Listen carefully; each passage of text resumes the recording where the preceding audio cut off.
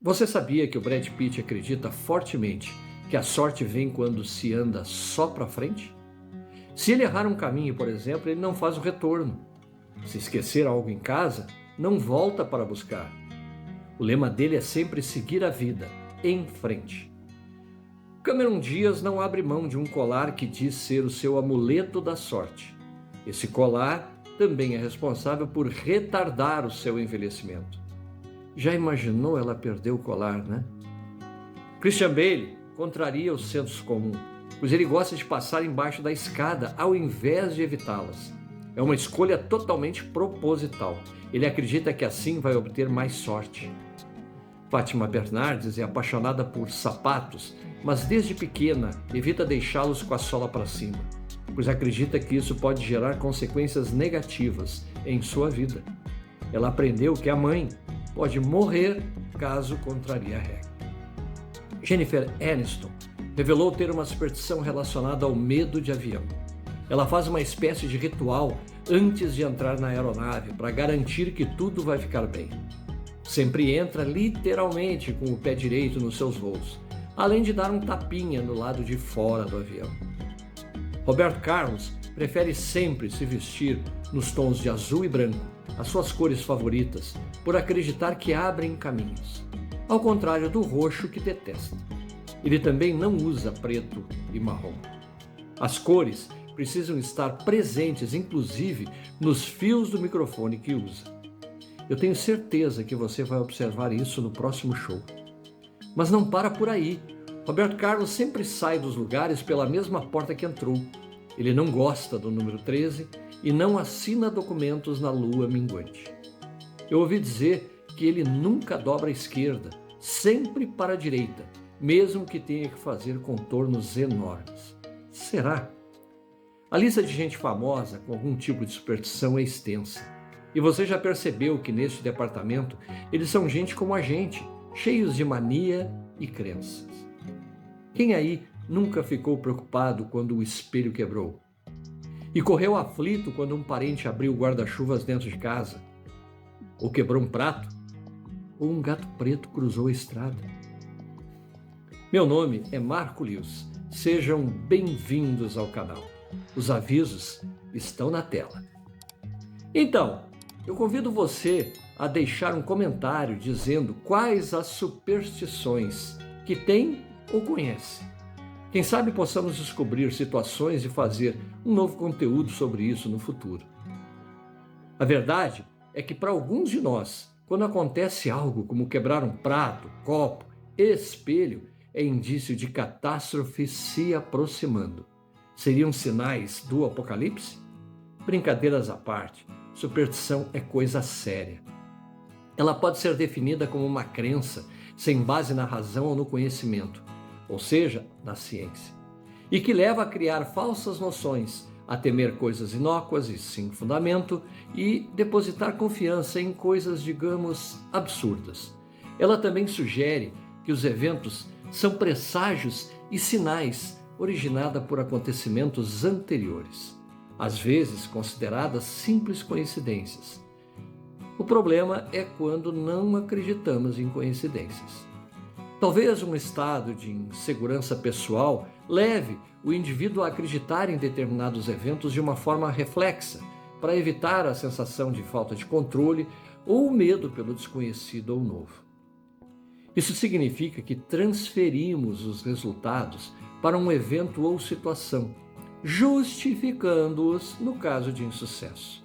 E isso é da natureza humana. De certa forma, é uma maneira de achar conforto emocional e uma sensação de controle dentro de um mundo de incertezas. Onde tudo começa? Desde que surgiu o homem, com certeza. De maneira bem simplificada, podemos dizer que alguém, por algum motivo, usou uma situação e relacionou com um evento posterior e passou adiante. Quem ouviu nem questionou, principalmente se veio de uma pessoa conhecida ou de confiança, e passou a acreditar e passou adiante. Ao ser compartilhada através da cultura entre povos, países, pessoas e famílias, acabam por perdurar por gerações. A parte mais legal dessa pesquisa foi encontrar histórias por trás de alguns eventos, como numa matéria da revista super interessante. Vamos olhar alguns casos? Na medida em que eu for listando, você vai interpretando, pois há situações para o positivo e para o negativo, em alguns casos para ambos ao mesmo tempo. Quebrar espelhos. Entre os gregos, um método de adivinhação consistia em usar uma tigela com água para refletir a imagem da pessoa que queria saber sobre o seu futuro. Se o recipiente caísse e quebrasse durante a consulta, era sinal de que a pessoa morreria ou teria dias nebulosos. Os romanos adaptaram o método e acrescentaram que o infortúnio se prolongaria por 7 anos, tempo de cada ciclo de vida. Quando os primeiros espelhos de vidro surgiram na Idade Média, a superstição passou a ter uma função econômica. Como eles eram objetos muito caros, os empregados eram avisados de que quebrá-los dava azar. Trevo de 4 folhas. Talvez os druidas, os antigos sacerdotes celtas, tenham sido os primeiros a usá-lo. Quem tivesse um conseguiria enxergar demônios na floresta e assim escapar deles. O poder viria da sua raridade na natureza, pois em geral ele tem apenas 3 folhas. Além disso, o 4 é um número cabalístico. As estações do ano, os pontos cardeais, os elementos alquímicos, água, ar, fogo e terra, as fases da lua. Passar embaixo da escada. Uma das teorias indica que essa superstição vem da associação entre o dogma cristão da Santíssima Trindade e o triângulo formado pela sombra de uma escada encostada na parede. Passar debaixo da escada seria como profanar o triângulo sagrado, um pecado gravíssimo e de consequências funestas. Outra teoria é de que tenha surgido na Europa medieval por causa dos ataques aos castelos. Os invasores usavam escadas encostadas nos muros para invadir as fortalezas, e a principal defesa era derramar óleo fervendo sobre os inimigos. Então quem estivesse embaixo da escada podia receber um banho fatal. Convenhamos, quem estava em cima também, né? Orelhas esquentam quando alguém fala mal de você. Em meados do século I, o historiador romano Plínio o Velho tentou achar uma explicação. Para ele, a origem estaria ligada à ideia difundida na época de que no ar existia uma espécie de mercúrio universal, substância que permitiria a transferência de energia entre as pessoas. Assim, quando alguém fala de você, mesmo estando a léguas de distância, as palavras acabam chegando a seus ouvidos. Seja como for, caso sinta as orelhas quentes, não custa nada saber como contra-atacar. Basta morder de leve o dindinho mínimo da mão esquerda, para que o fofoqueiro dê uma baita mordida na sua própria língua. Levantar com o pé direito. Entre os povos da antiguidade, o lado direito era mais bem visto que o esquerdo, considerado maldito. Os romanos faziam previsões observando a trajetória dos pássaros. Se eles voassem à esquerda, trariam dias de mau agouro. Com o cristianismo, a fama do lado esquerdo piorou ainda mais, já que, segundo a tradição, os eleitos de Deus permaneciam sempre à sua direita. Com a passagem dos séculos, começar o dia levantando com o pé direito virou sinônimo de boa sorte. Talvez se trate mesmo de uma autossugestão. Bem, mal ela não faz. Bater na madeira para espantar o azar. Esse costume já existia entre vários povos antigos, como os índios do continente americano. A crença de que as árvores eram a morada dos deuses. Sempre que alguma culpa os afligia, os homens batiam no tronco para pedir perdão. Outra possível origem liga-se aos druidas, novamente eles, que davam seus toque-toques nos troncos para espantar os maus espíritos, pois acreditavam que as árvores mandavam os demônios de volta às profundezas. Enfim, nós temos outras situações. Por exemplo, não pode derrubar e nem comprar sal à noite. E por falar em noite, também não pode varrer. Não pode cortar as unhas durante a noite. roupas, comidas, frutas de ano novo, lentilha, costume trazido pelos italianos, romã, uva, roupa branca, trazido pelos africanos, frango, não, porco, sim, ver uma coruja, colocar a vassoura de cabeça para baixo atrás da porta, esparadrapo no umbigo. Caso você queira se aprofundar ou mesmo se divertir, eu sugiro o livro Dicionário de Superstições, do Orlando Loureiro Neves, com milhares de situações. Eu fiquei impressionado, por exemplo, com a quantidade de superstições que permeiam o meio artístico. Olha só, algumas. Você sabia que os artistas eram proibidos pela igreja de serem enterrados nos terrenos sagrados, os cemitérios?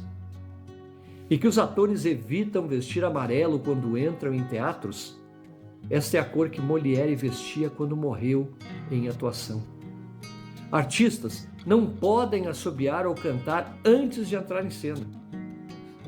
Nunca deseje felicidade ao ator antes da sua representação. Diga-lhes para partir a perna ou simplesmente merda para dar sorte. Se um ator usa chapéu em cena, esse chapéu não deve ser usado por mais ninguém. No dia da estreia, atores fazem as suas próprias maquiagens. Atores não podem usar joias ou flores verdadeiras, pois a arte de atuar é um fingimento. Então, os apetrechos envolvidos também devem ser assim. Nenhum camarim tem o número 13. Chega, né? Saiba que tem muito mais. Não esquece de colocar nos comentários alguma situação que tenha ficado de fora e que você conheça. E olha essas outras curiosidades. Na Islândia, se uma mulher grávida beber de um copo trincado, ela está correndo sérios riscos de ter um filho com o lábio leporino. Em Roma, cruzar com um grupo de freiras é sinal de extrema má sorte. Para superar o azar, as pessoas tocam nas suas próprias partes íntimas. Na virada do ano, é costume na Rússia queimar um papel com o desejo escrito, colocar as cinzas num copo de champanhe e então tomar a bebida. Em Malta, as igrejas com 2 torres têm um relógio afixado em cada uma delas. Só que os 2 mostram horários diferentes. Isto é feito para que o diabo não saiba a hora certa da missa. Na Tailândia, quase todas as lojas são enfeitadas com um pênis de madeira, símbolo de fertilidade e riqueza. Os objetos também decoram templos.